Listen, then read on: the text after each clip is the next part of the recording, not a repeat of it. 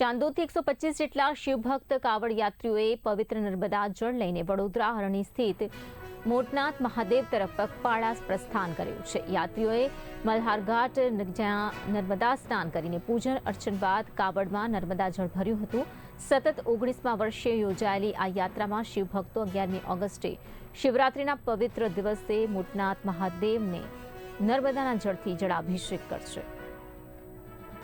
दर वर्षनी GeM आ वर्ष भी श्रावणनी त्रयोदशीना दिवसे शिवरात्रिना दिवसे भगवान शंकरने जे पवित्र गंगाजीनुं जल कावड़ियाओ चढ़ावे छे ए आजे आ कावड़ियाओ दर वर्षनी भांति त्रिवेणी संगम नर्मदाजीनुं नीर अने भरीने आजे पगपाळा वडोदरा जशे। हरणी मोटनाथ महादेवना उपर अर्पण करशे आ जल।